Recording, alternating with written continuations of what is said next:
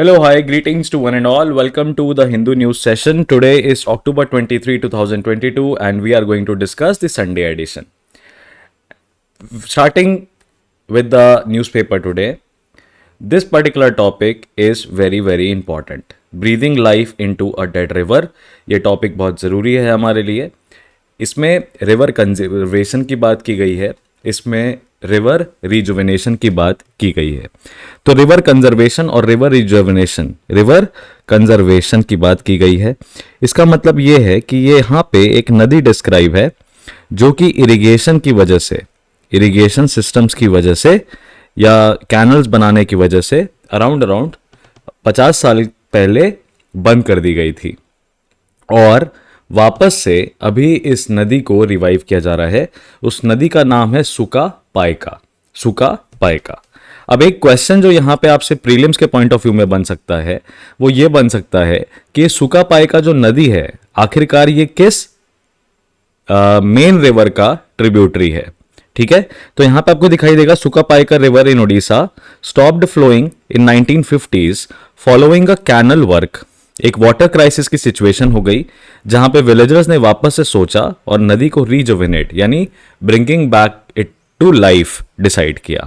Along with this, जब आप ये पढ़ रहे हैं तो आपको ये भी देखना है इस पे कि स्टेट गवर्नमेंट का रोल है बेसिकली रिवर रिजुविनेशन में. ऑलराइट, कोई भी नदी किस जिस राज्य से होके बह रही है उसी राज्य की जिम्मेदारी है कि वो देखभाल करे उस नदी की. और नेशनल ग्रीन ट्रिब्यूनल का क्या रोल है आपको पता है, ये एक तरह की क्वासाई जुडिशियल बॉडी है. National green tribunal is a sort of court, है ना, जो कि बेसिकली एनवायरमेंट प्रोटेक्शन एक्ट को एनफोर्स कराता है. अब आपसे इसमें जो क्वेश्चन पूछा था कि ये किस नदी की ट्रिब्यूटरी है, तो यहां पे आपको दिखाई देगा Suka Paika river originated from another river the Mahanadi, है ना. 27 किलोमीटर बही before meeting the Mahanadi again at Bankala. So you can also try to find out about the other rivers, right. We don't have to deal with the matters related to कि step on step development क्या हुआ, but तालारंदा canal system जो है वो बनाया गया. और जब भी कोई कैनाल सिस्टम बनाते हैं तो नदी का पानी कैसे कम हो सकता है, क्योंकि देखिए जब एक मेन स्ट्रीम कैनाल, आप एक रिवर है, let's assume that this is the flow of the river, right. और जब आप इसमें कैनाल बना रहे हैं, मान लीजिए मैं अब इसमें एक कटिंग कर दूं, इसमें इस रिवर के फ्लो में कटिंग कर दूं और एक कैनाल ऐसे डेविएट कर दूं, ठीक है. और उस कैनाल, ये मेन फ्लो है रिवर का और मैंने कैनाल बनाया है और इस कैनाल को फिर मैं चैनलाइज कर रहा हूं आगे ले जाके. तो होगा क्या डियर इसमें, how the water will come. So नदी पहले ऐसे बहती थी पर अब क्या हो जाएगा, ज्यादा पानी इस साइड बहने लगेगा. तो रिवर का वाटर का जब डेविएशन हो जाएगा और आप इस चैनल को स्ट्रॉन्ग कर दोगे तो जो पूरा पानी है वो आपको इस साइड जाते दिखाई देगा. तो ये जो रिवर है इसमें ऑब्वियसली वाटर कम होता चला जाएगा. इसके बाद क्या होगा, after a period of time जब ड्राई रिवर बेड हो जाता है, जब रिवर बेड ड्राई हो जाएगा तो इससे दो चीजें होंगी. पहला, अर्बनाइजेशन होने लगेगा. उस जगह का अर्बनाइजेशन होने का मतलब क्या है कि वहां पे ज्यादा से ज्यादा प्लॉटिंग होने लगेगी. और दूसरा क्या होगा, जो हमारा ग्राउंड वाटर रिचार्ज है, जो हमारा ground water recharge facility, recharge system है, उसमें इफेक्ट आएगा और ग्राउंड वाटर रिचार्ज कम हो सकता है. ग्राउंड वाटर रिचार्ज कम होने से क्या ड्रॉबैक्स हो सकते हैं. पहला, सीधा सीधा एग्रीकल्चरल एक्टिविटीज पे फर्क पड़ेगा कि नहीं पड़ेगा. एग्रीकल्चर एक्टिविटीज जो कि एक्सट्रैक्ट करती हैं वाटर वो चली जाएंगी, प्लस वाटर इनसिक्योरिटी जो है वो भी बढ़ जाएगी. वाटर इनसिक्योरिटी, वाटर क्राइसिस जो है वो भी बढ़ जाएगी. Now all of this can be created into two different types of questions. Two different set of questions can be created. And what those questions could be? Think about it. What those questions could be. If we are talking about planning and we are talking about sustainable development. We are talking about planning and we are talking about sustainable development. Now you know that planning and sustainable development are all a part of GS3. So think about the question. What question it can be, if there would be a question.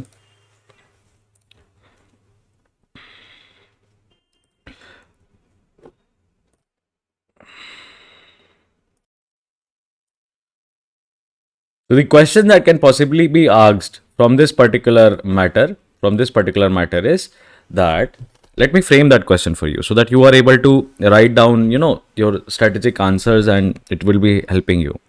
So the questions that can appear from this is state measures, simply state measures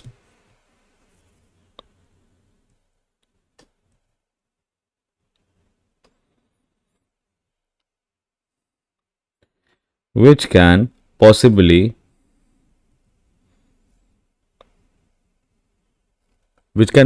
reduce the incidences of drying up rivers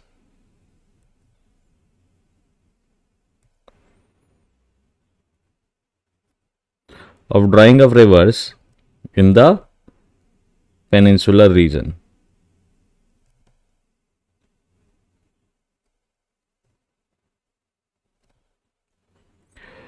Explain with the role of National Green Tribunal.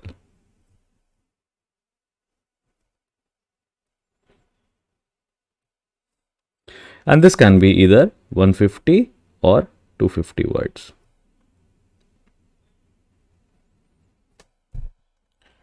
Right? Now, how can you start this particular question? Again, see, this is a particular question.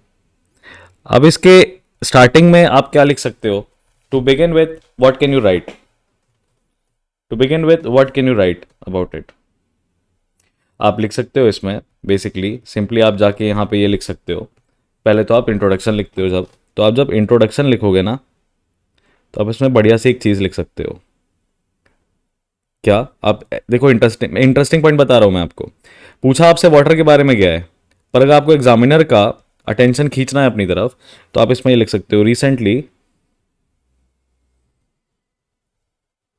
Multi dimensional poverty index, जिसको आप full form लिखोगे, had lauded India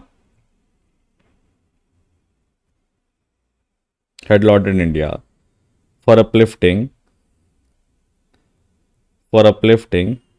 41.5 crore people out of poverty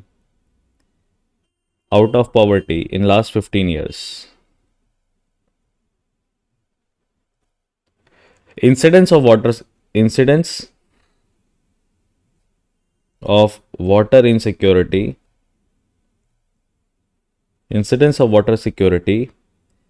have successfully reduced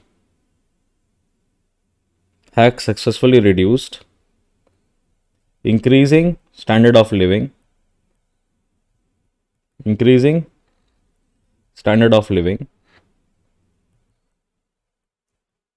and helping India achieve Sustainable Development Goals 2030 in a streamlined manner.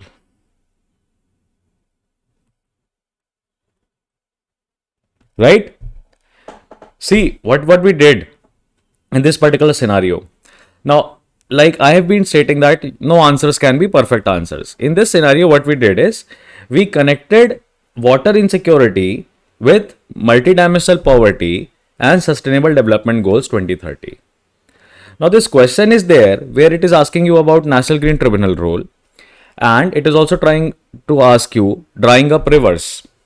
But then, as an administrative officer, it is very much important that we are able to connect an environmental issue. आपने इसमें क्या किया? आपने एक environmental issue को connect कर दिया किससे? सोशल इशू से. सोशल इशू को जब आपने कनेक्ट किया तो आपने इसको इंटरनेशनल कमिटमेंट से कनेक्ट कर दिया. Now you see, every aspirant is going to write about different general information answers. But if you use a lot of information in your answers, it might increase the quality of your answer, but it will never compel the examiner to read your answer. I am sure you must have heard about Deepak Rawat. he is a very famous IAS officer in Uttarakhand. And in one of his interviews, he has mentioned very specifically that whenever we try to create answers or our content, what we have to make sure is that we compel the examiner, हम examiner को इस तरीके से उत्साहित कर दें, इतना अपने पहली लाइन से इतना उत्साहित कर दें कि वो जानना चाहे कि अरे इस लड़के ने क्या लिखा है आंसर। तो यहाँ पे multi dimensional poverty index, water insecurity और SDG 2030 है, ये आपने जब इंट्रोड्यूस कर दिया, अब आप इसमें इशूज समझा सकते हैं या कॉजेज समझा सकते हैं कि किस तरीके से river drawing is related to water insecurity, किस तरीके से उसके साथ साथ ये मल्टी डायमेंशनल पॉवर्टी इंडेक्स की बात भी हो जाता है। तो आप बता सकते हो कि पॉवर्टी से रिलेटेड हो जाएगा ये, ठीक है। It also causes social exclusion, ठीक है। It also affects tribal population, जो यूजुअली रिवर वाटर पे करती है। It might affect you can say dairy farmers को भी अफेक्ट हो सकता है वहाँ पे। Along with this it affects ground water recharge आपका कम होता है, ये भी आपको पता है। Ground water recharge, forest cover, इस पर भी फर्क पड़ता है। और किस तरीके से ये डिग्निटी ऑफ वुमेन के लिए भी थोड़ा सा खराब हो जाता है। डिग्निटी ऑफ वुमेन के लिए, लाइवलीहुड ऑफ वुमेन के लिए आप कर सकते हो। तो जब आपने एक तरह से इश्यूज समझाए, वाटर के कॉजेज समझा दिए, तो कॉजेज एंथ्रोपोजेनिक हो सकते हैं और कॉजेज नेचुरल हो सकते हैं। एंथ्रोपोजेनिक कॉजेज हमारे लिए फोकस होंगे, तो इनके हम क्या बताएंगे, फिर इनके हम सॉल्यूशंस बताएंगे। इनके हम सॉल्यूशंस में कुछ अपने नए सॉल्यूशंस बताएंगे नहीं, हम सरकार की स्कीम्स को लिखने की कोशिश करेंगे। सरकार की स्कीम्स में एग्जाम्पल के तौर पे हम नमामि गंगे बताएंगे, हम स्वच्छ भारत मिशन बताएंगे, हम जल जीवन मिशन बताएंगे, और हम फर्दर क्या बताएंगे, हम जल जीवन मिशन के बाद और क्या बताएंगे, what else we are going to tell? At last, we are going to tell about Ministry of Jal Shakti. And we can also tell something about Environment Protection Act. And in this, we can tell about composition of NGT. And last में conclusion मार देंगे। तो आपका introduction जितना ज़्यादा strong होगा, ये information तो आप समझिए मैक्सिमम लोग लिखेंगे, इश्यूज, कॉजेस, उसके सॉल्यूशंस, स्कीम्स, ये मैक्सिमम लोग लिखेंगे। लेकिन जो चीज़ें आप नहीं लिखेंगे, जो चीज़ें आप मेंशन नहीं करेंगे, वो स्पेशल होनी चाहिए। तो आई थिंक यहाँ से अपन ने ये निकाल लिया कि क्या चीज़ें हमारे लिए ज़रूरी हो सकती हैं। देखिए यहाँ पे साफ साफ बताया गया कि एग्रीकल्चर जो है बहुत एडवर्सली अफेक्ट हुआ था, agriculture was adversely affected, right. तो ये चीज़ें हमें समझना ज़रूरी है। We need to understand all of this कि हमें अपने आंसर्स में क्या लिखना चाहिए। दूसरा जो खबर हमारे लिए यहाँ पे आ रहा है, ये वाला, Xi Jinping set to begin third term in command of China as rivals, ये आप मत पढ़िएगा, बिल्कुल इंपॉर्टेंट नहीं है। Information on Rohingya detention centres और सीक्रेट, यहाँ पे सरकार ने RTI डाली होगी लोगों ने रोहिंग्यन मुस्लिम्स के डिटेंशन सेंटर के ऊपर। अभी लास्ट ईयर कुछ महीनों पहले ये खबर आ गई थी कि जो हमारे हरदीप सिंह पुरी साहब हैं, मिनिस्टर हैं बीजेपी के, उन्होंने कहा था कि मंत्रालय कोशिश कर रहा है, भारत सरकार कोशिश कर रही है रोहिंग्यन मुस्लिम्स को डिटेन करने की और इनको वापस से म्यांमार भेजने की या इनको सेटल कराने की, है ना। तो तुरंत ही अगले पल मिनिस्ट्री ऑफ होम अफेयर्स ने डिनाई कर दिया कि नहीं, भारत सरकार ऐसा कुछ भी नहीं करने वाली है। The government has no intentions अभी राइट नाउ कि ऐसा कुछ करना है हमें।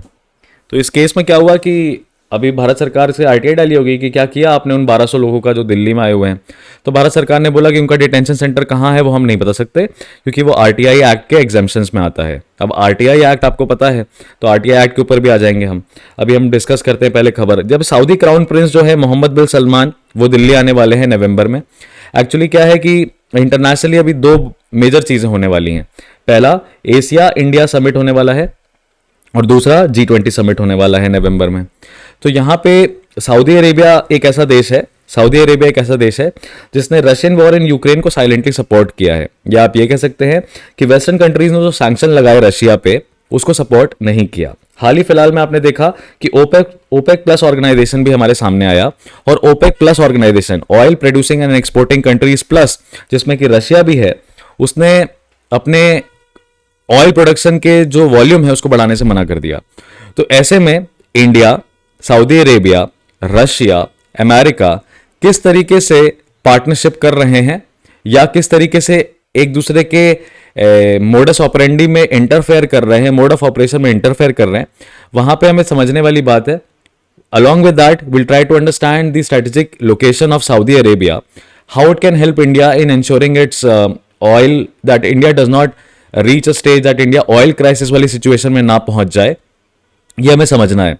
और यहां पे कहा जा रहा है कि अगर G20 समिट और एशियान समिट एक साथ हो रहा है, G20 का समिट और एशियान का समिट ऑलमोस्ट एक साथ हो रहा है, और बेसिकली दोनों की लोकेशन बहुत पास पास में ही है। जैसे कि देखिए आप इंडोनेशिया में अभी ये होने वाला है, बाली समिट होने वाली है, किसकी, G20 की, और वहीं पे एशियान समिट जो है वो भी कंबोडिया में होने वाला है, तो जो कि एशियन कंट्री है।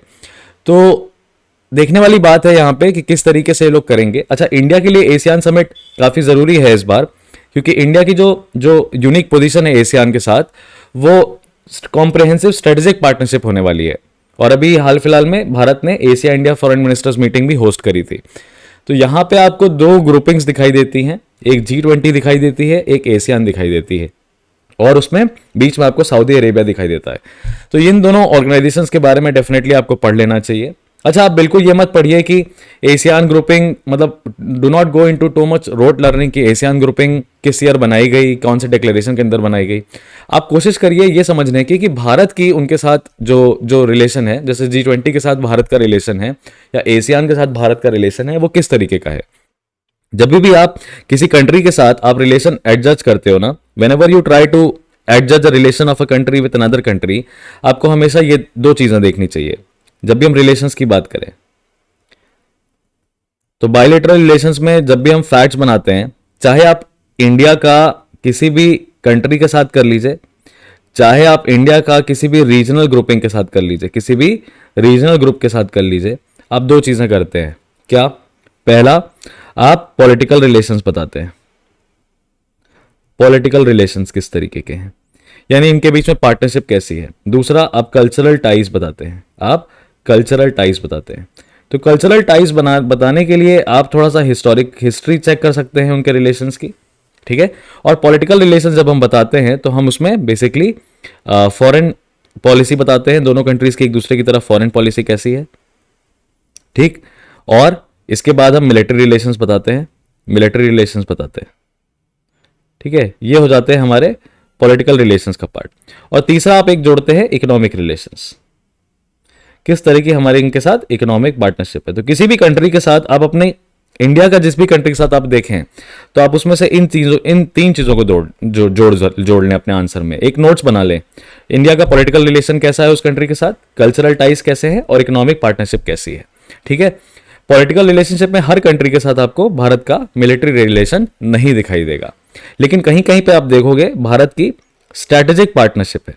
ये स्ट्रैटेजिक पार्टनरशिप जो होती है ये सबसे क्लोज पार्टनरशिप होती है। जैसे स्ट्रैटेजिक पार्टनरशिप की बात करें तो हमारे जो जिन भी कंट्रीज के साथ 2+2 डायलॉग्स होते हैं वो सारी कंट्रीज हमारे लिए स्ट्रैटेजिक पार्टनर्स हैं। तो इंडिया के 2+2 डायलॉग जापान के साथ होता है, इंडिया का 2+2 डायलॉग ऑस्ट्रेलिया के साथ होता है, इंडिया का 2+2 डायलॉग रशिया के साथ होता है, और इंडिया का 2+2 डायलॉग यूएसए के साथ होता है, ठीक है। इसी में जब आप एशियान को समझा रहे हैं तो एशियान के साथ आपको इंडिया का एंगेजमेंट समझाना पड़ेगा, और इसी में आप इंडो पैसिफिक सिक्योरिटी की भी बात कर सकते हैं। You can also talk about Indo Pacific security, किस तरीके से इंडिया अपनी एशियान के साथ पार्टनरशिप बढ़ा रहा है। तो उससे क्या हो रहा है, फॉरेन डायरेक्ट इन्वेस्टमेंट भी प्रमोट हो रहा है। चाइना का ऑल्टरनेटिव भी हमारे पास अवेलेबल है, China's alternative we have available. इसमें आप स्टेट ऑफ मलक्का की भी बात कर सकते हैं, स्टेट ऑफ मलक्का की भी बात कर सकते हैं एशियन कंट्रीज के साथ।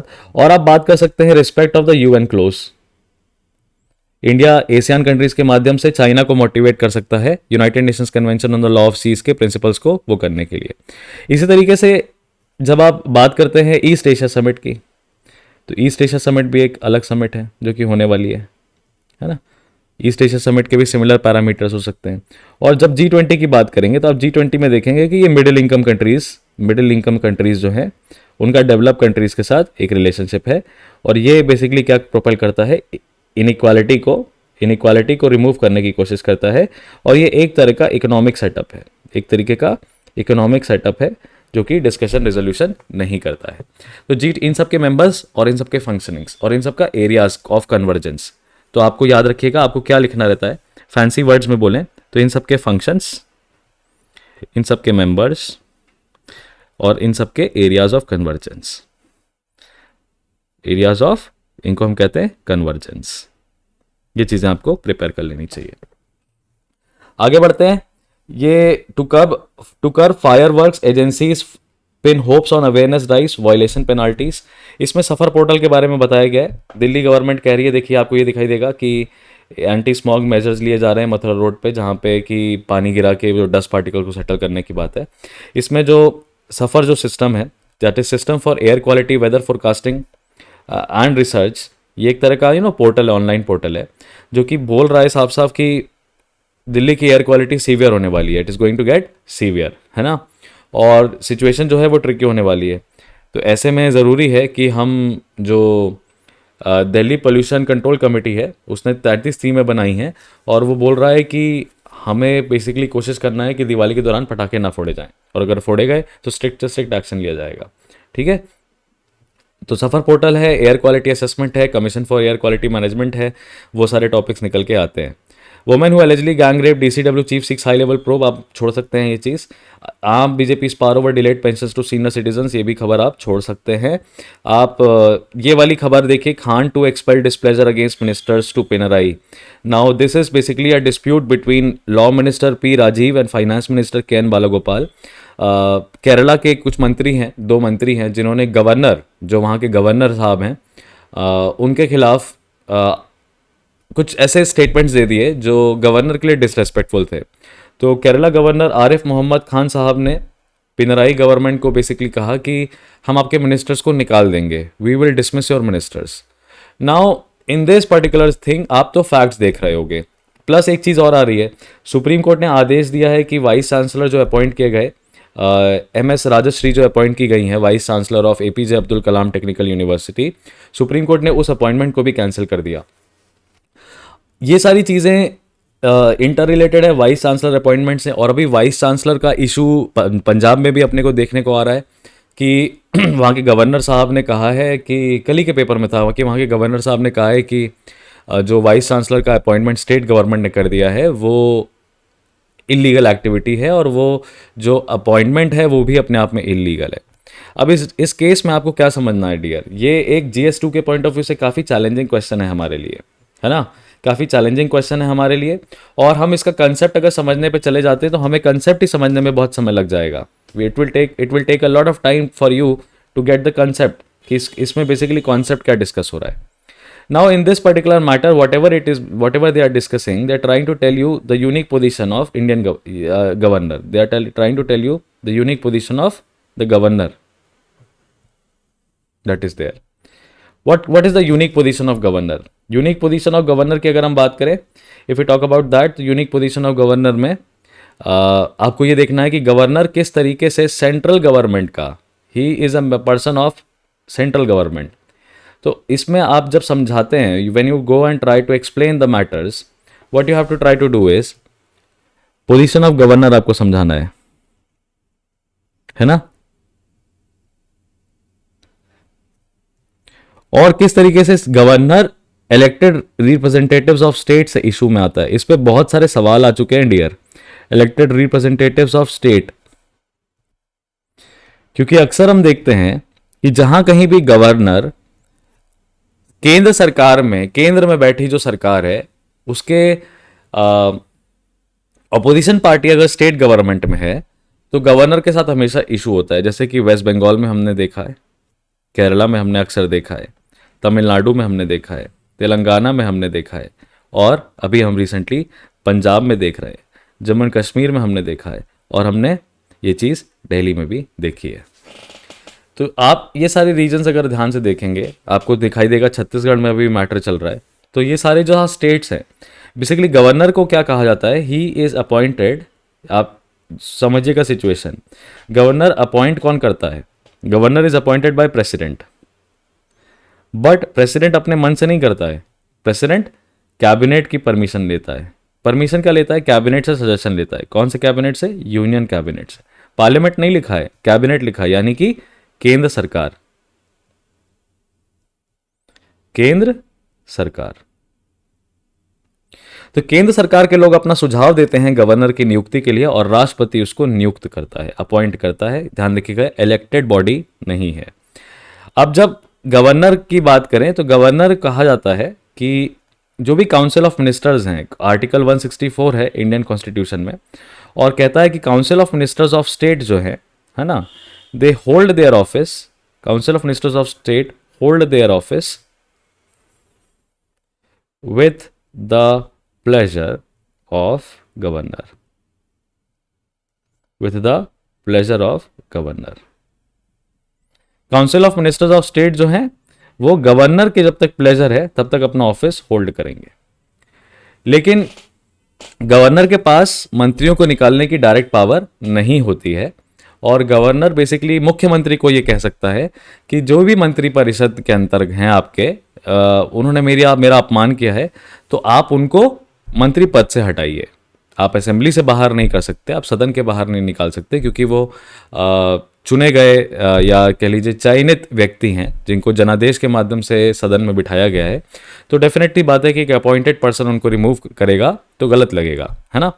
तो यहाँ पे मुख्यमंत्री को गवर्नर की एड एंड एडवाइस पे काम करना रहता है, और गवर्नर को भी मुख्यमंत्री की एड एंड एडवाइस पे काम करना रहता है। तो दोनों के बीच में, यानी कि एक पोजीशन ऑफ गवर्नर की अगर हम बात करें और इलेक्टेड रिप्रेजेंटेटिव में सीएम की बात करें, तो position of governor unity integrity को बना के चलती है, यूनिटी इंटीग्रिटी को बना के चलती है, और एक तरह की कॉन्स्टिट्यूशनल पोस्ट है, यूनिटी इंटीग्रिटी ऑफ नेशन को बना के चलती है। वो चेक रखती है एक तरीके से स्टेट पार्लियामेंट पे, keeps a check on state parliament. क्या स्टेट पार्लियामेंट अपने मन से तो कोई कानून नहीं बना रहा है, क्योंकि अल्टीमेटली गवर्नर की असेंट चाहिए। और गवर्नर अगर मान लीजिए फंस जाए तो मैटर में, तो वो क्या कर सकता है, वो राष्ट्रपति को भी वो बिल सेंड कर सकता है। तो आप कोशिश देखेंगे इसमें गवर्नर जो है वो बेसिकली स्टेट पार्लियामेंट पे नज़र रख रहा है, स्टेट गवर्नमेंट के एक्शंस पे नज़र रख रहा है, so that they do not take any mandate which is against the constitutional principles. With regards to vice chancellor, with regards to vice chancellor there is a law, UGC, university grants commissions के regulations हैं, UGC के regulations है, और उनके अंतर्गत एक search committee बननी चाहिए, एक सर्च कमेटी बननी चाहिए। और सर्च कमेटी बनने के साथ ही साथ गवर्नर का कॉन्करेंस भी ज़रूरी होता है वाइस चांसलर के उसमें। तो ये सारे मैटर्स पे बड़ा डिबेट चल रहा है, आप इसको एक साथ ही पढ़ेंगे। बाकी कुछ और इसमें स्पीशीज़, मतलब कुछ और ऐसा इंटरेस्टिंग नहीं था। ये new species of genus Elmenia spotted, अब मेरे हिसाब से तो ये नहीं पढ़ना चाहिए, क्योंकि इस पर्टिकुलर एक पर्टिकुलर स्पीशीज़ पे क्वेश्चन रेयरली आता है यूपीएससी में। और अगर आपसे कोई पूछेगा भी तो आपसे पूछेगा कि ये जो एलमेनिया है ये क्या है ना। ये बॉटैनिकल और कंजर्वेशन के पॉइंट ऑफ व्यू से इंपॉर्टेंट है। ये हर्ब है एक तरीके की, जो कि 60 सेंटीमीटर की हाइट तक होता है। सेकेंड स्पीशीज़ है जो कि दुनिया में पाई जाती है और इंडिया में दे पाई गई है। 188 साल बाद फिर से देखी गई, है ना, 188 साल बाद फिर से देखी गई। अब इसका पर्पस क्या है, what is the purpose of this, why it is so important, and क्यों हम लोग इतना एक्साइटेड हैं, ये हमारे यहाँ पे मिला है। आप इसको देख सकते हैं यहाँ पे, but then it is not really बहुत ज़रूरी टॉपिक नहीं है।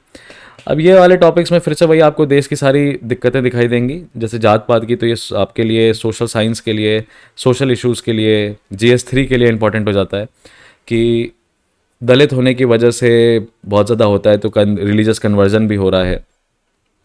जम्मू एंड कश्मीर में कास्ट लिस्ट जो है, अगेन कास्ट इशू आपको दिखाई देगा, सोशल इशू आएगा। देखिए द हिंदू की यही खासियत है, वो काफ़ी सारे इंटर रिलेटेड टॉपिक्स को एक साथ क्लब कर देता है।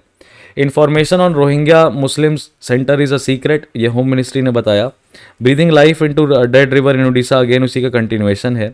इसरो का हेवीएस्ट रॉकेट जो है 36 सैटेलाइट्स के साथ वो लॉन्च हो गया है, और उस रॉकेट का नाम है वही GSLV MK3 है, जिसका नाम लॉन्च व्हीकल M3M2 कर दिया गया है।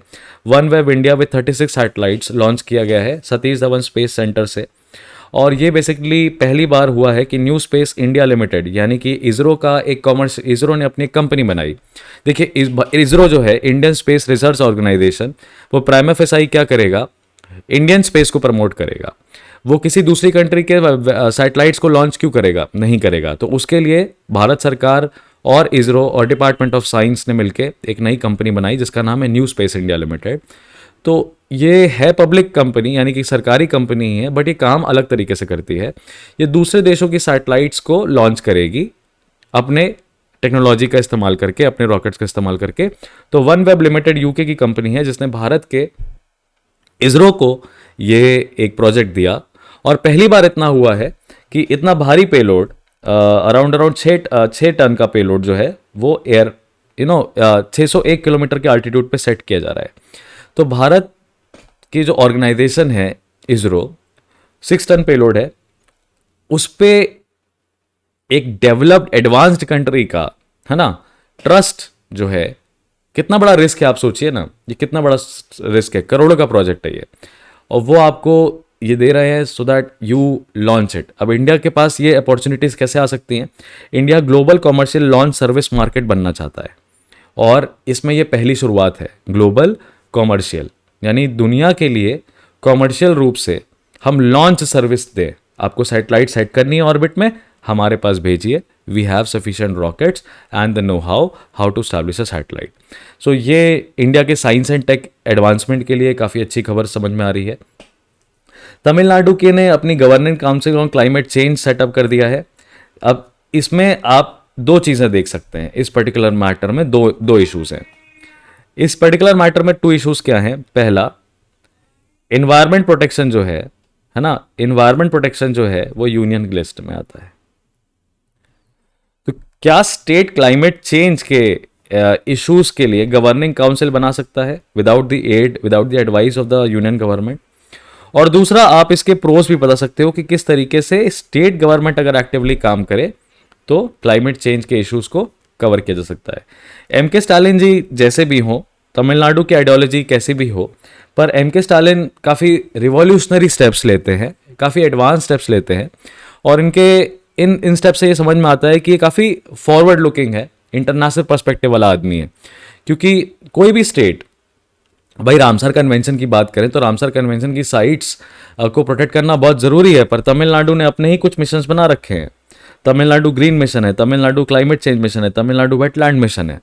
तो ये एक स्टेट की सोच दिखाता है कि किस तरीके से वो प्रकृति को भी इंपॉर्टेंट मानता है, तो वो अपने को पढ़ना चाहिए, है ना। बाकी इसमें कुछ और ऐसा कुछ इंपॉर्टेंट नहीं था। एक ये रोज़गार मेला जो अपॉइंट किया है, रोज़गार मेला जो किया है, जिसमें कि 10 लाख यूनियन गवर्नमेंट जॉब्स दी जा रही हैं, 75,000 कैंडिडेट्स को भर्ती कर लिया गया है, 38 मंत्रालय और डिपार्टमेंट्स मिला के टोटल।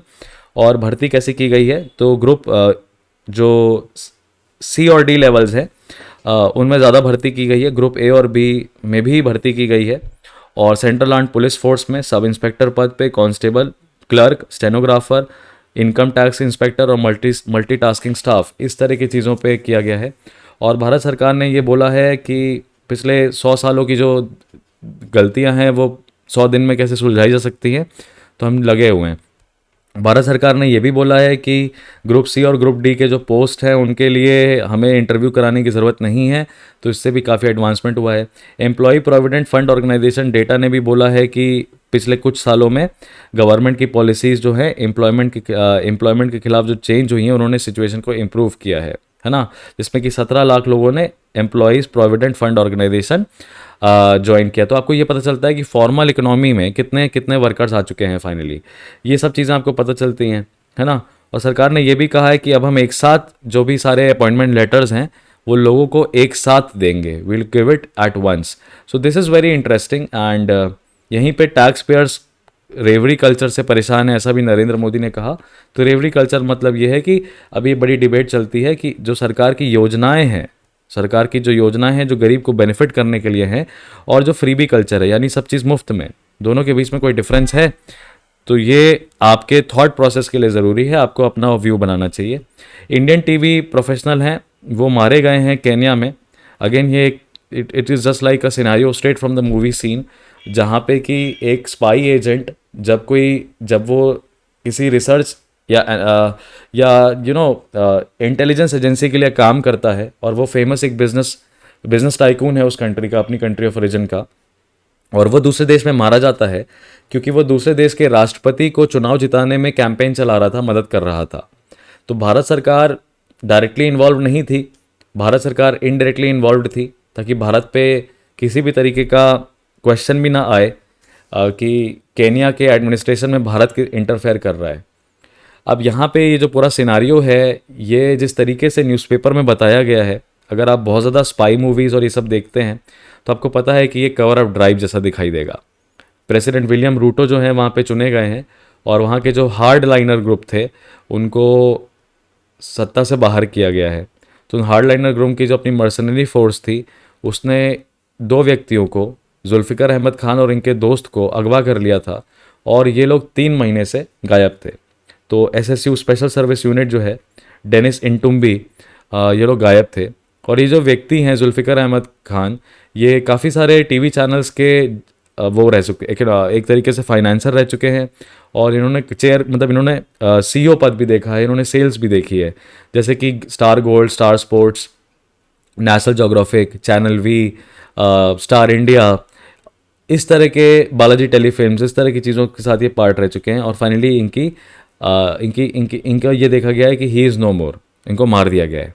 पहली बात तो जो मुझे इस न्यूज़ में देखने को मिल रही है कि नेचर ऑफ इंजरीज नहीं डिफाइन की गई हैं, बॉडी किस कंडीशन में पाई गई है ये भी नहीं बताया है, और भारत सरकार के एक्सटर्नल अफेयर्स मिनिस्ट्री अभी चुप्पी साधे हुए है, उसने भी कुछ नहीं जवाब दिया है।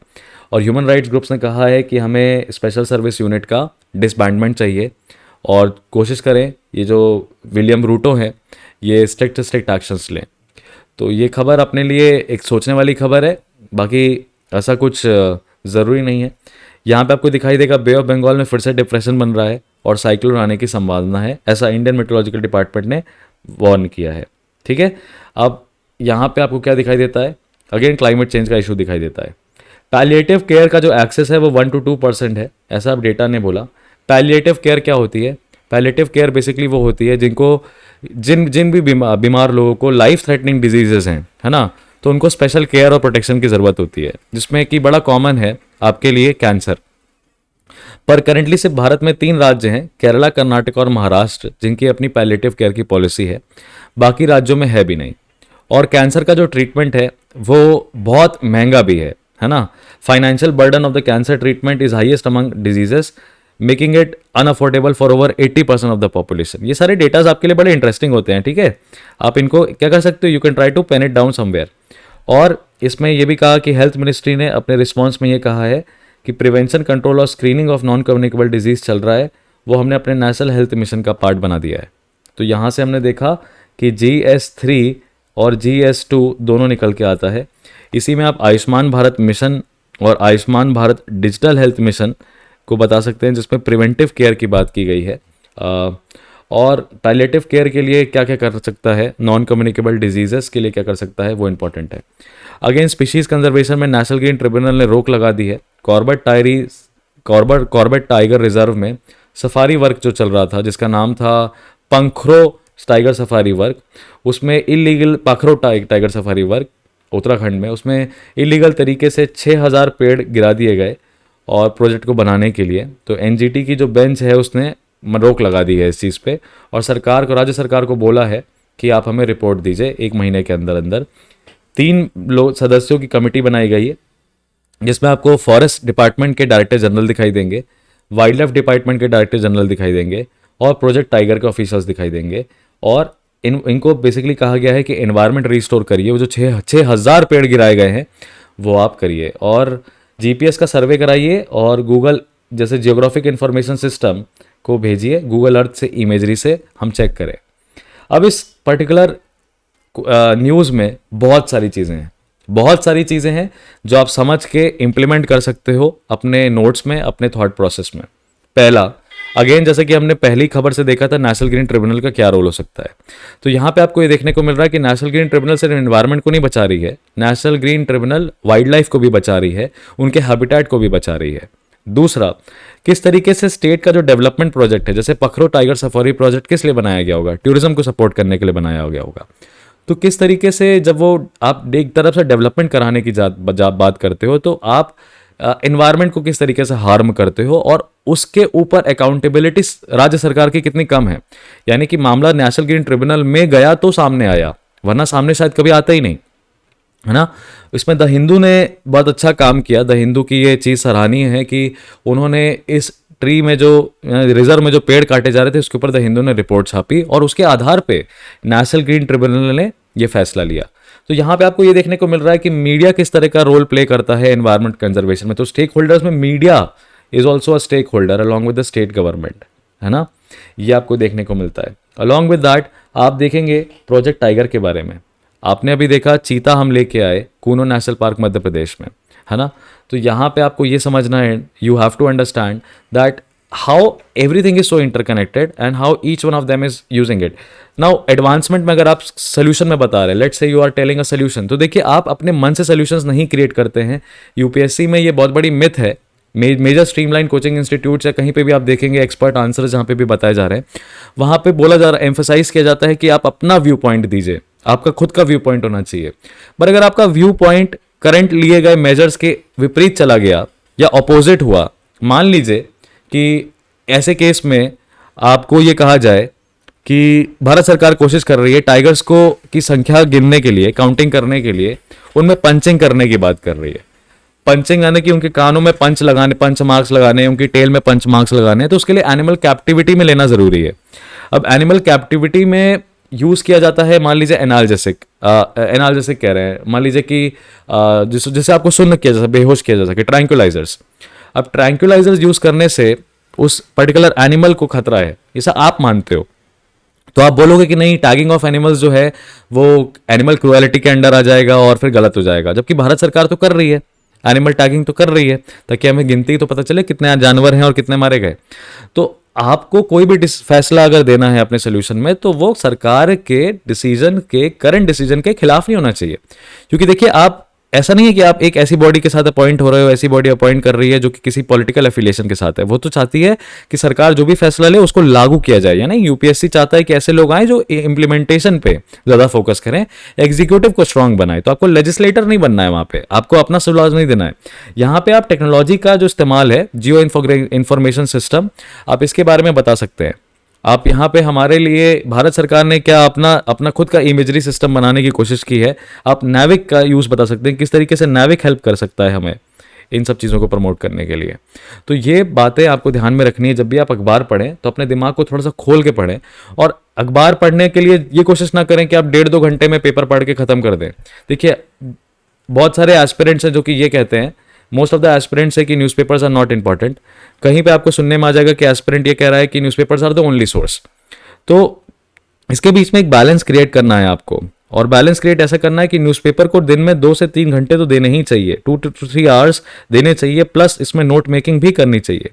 हर दिन न्यूज़पेपर के ऊपर आपके पास 10 पेजेस के नोट्स होने चाहिए, और उसको जब आप मेकिंग करो तो आप प्रीलिम्स के पॉइंट ऑफ व्यू से भी बनाओ, उसमें फैक्ट्स लिखो, खूब सारे 1 लाइनर्स लिखो, और मेंस के पॉइंट ऑफ व्यू से भी बनाओ कि अगर मान लो एक क्वेश्चन आ जाए तो आप क्वेश्चन खुद से मन से प्रेडिक्ट करो और उसका एक जनरल आंसर बना दो। देखिए, हर चीज़ों के स्पेसिफिक इंफॉर्मेशन आपके पास नहीं होगी, है ना, हर इशू की स्पेसिफिक इंफॉर्मेशन आपके पास नहीं होगी, बट आपको ये ध्यान रखना है कि आपके पास जेनरिक आंसर जरूर हो। जैसे कि यहाँ पे FAQ में 2 चीज़ें आई हैं कि पाकिस्तान का FATF का ग्रे लिस्ट जो है वो उससे बाहर क्यों कर दिया गया। दूसरा, 5G इम्प्लीमेंटेशन के लिए भारत के लोगों को क्यों रुकना पड़ेगा। और तीसरा, RBI ने एक बैंक है धन लक्ष्मी बैंक, इसमें ओवरसाइट क्यों बढ़ा दिया है। तो अब ये 3 जो मैटर्स हैं, इसमें आपको मेंस पर्सपेक्टिव से बहुत कुछ नहीं है, ये सारा आपके प्रीलिम्स के पर्सपेक्टिव से है। तो FATF के ऊपर हम बात करें तो financial action task force basically 37 countries देखो 39 इसमें क्या है, 39 मेंबर्स हैं, 37 कंट्रीज इसका पार्ट है। इंडिया 2006 में ऑब्जर्वर स्टेटस था। इंडिया ने FATF 2010 में ज्वाइन किया और इसके जो चीफ है उनका नाम है मार्कस प्लेयर। क्या नाम है? Marcus player. साल भर में फाइनेंशियल एक्शन टास्क फोर्स साल भर में 3 बार मिलता है। कितनी बार? 3 बार मिलता है और रिकमेंडेशंस मांगता है सारे देशों से। क्या करने के लिए? 2-3 चीजें करने के लिए। पहला, टेररिज्म फाइनेंसिंग जो है उसको कम करना है। दूसरा, मनी लॉन्ड्रिंग जो है उसको भी प्रिवेंट करना है। और हर कंट्रीज को सेट ऑफ टारगेट्स दिए जाते हैं टू अचीव दैट। FATF के अंदर देयर आर 2 लिस्ट्स, 2 लिस्ट होती है FATF के अंदर। एक होती है ग्रे लिस्ट, दूसरी होती है ब्लैक लिस्ट। तो ग्रे लिस्ट का जो ऑफिशियल नाम है उसको कहते हैं जुरिस्डिक्शन अंडर इंक्रीज मॉनिटरिंग। क्या कहते हैं? Jurisdictions under increased monitoring. और ब्लैक लिस्ट को क्या कहते हैं? हाई रिस्क जुरिस्डिक्शंस कहते हैं। It's a high risk jurisdictions. अब जब भी कंट्री को ब्लैक लिस्ट में डाला जाए तो इसका मतलब यह होता है कि वो कंट्री किसी भी तरीके से कोऑपरेट करने को रेडी नहीं है। और ऐसी कंट्री के लिए हम क्या कर सकते हैं? फाइनेंशियल ऑर्गेनाइजेशन से जो वो लोन मांगते हैं, मदद मांगते हैं, उनको कंप्लीटली बैन कर सकते हैं। आपको ऐसा भी हो सकता है कि इंटरनेशनल पेमेंट सिस्टम से बाहर कर दिया जाए। जब आप जुरिस्डिक्शन अंडर मॉनिटरिंग के अंडर होते हो, यानी कि आप ग्रे लिस्ट के अंदर होते हो, तो आपके लिए कंप्लीटली बैन नहीं किया जाता है, आपके लिए डिफिकल्ट कर दिया जाता है। IMF, world bank, Asian development bank, इन सबसे पैसा लेने के लिए डिफिकल्टी बढ़ा दी जाती है। तो इसी में क्या हुआ कि इस बार म्यांमार को ब्लैक लिस्ट में डालने की बात की गई है और ग्रे लिस्ट में कॉन्गो, मोजाम्बिक और तंजानिया जैसे 3 देश को डाला गया है ना। और पाकिस्तान को बेसिकली क्यों कहा गया? Just a minute. और इसमें पाकिस्तान को बेसिकली क्यों कहा गया? मेरा टैब स्विच ऑफ हो गया है। पाकिस्तान को बेसिकली इसमें कहा गया है कि आपको कोशिश ये करनी है कि आप 36 टारगेट जो दिए थे वो कंप्लीट कर लिया पाकिस्तान ने। उसी तरीके से RBI का जो प्रॉम्प्ट करेक्टिव एक्शन फ्रेमवर्क था, आपको मेरी आवाज सुनाई दे रही होगी, प्रॉम्प्ट करेक्टिव एक्शन फ्रेमवर्क जो था, प्रॉम्प्ट करेक्टिव एक्शन फ्रेमवर्क में बेसिकली ये कहा गया है कि प्रॉम्प्ट आप जो भी नॉर्म्स हैं, जैसे कि capital to risk adequacy ratio कहते हैं उसको, कि आपने जितना लोन उधार दिया है और आपके पास जितना डिपॉजिट है, दोनों में बैलेंस होना चाहिए। तो वो शायद वो बैंक नहीं कर पा रहा था। तो आप इन चीजों को पढ़िएगा, अपने नोट्स बनाइएगा। आई होप आपका आज का एनालिसिस आपको अच्छा लगा। आपको कैसा लगा आप कमेंट सेक्शन में मुझे जरूर बताएं और आपके कुछ सुझाव है तो हम उनको सिंसियरली सुनते हैं। This was Harshvardhan Tripathi signing off for today. I will see you guys in the next session. Happy Diwali.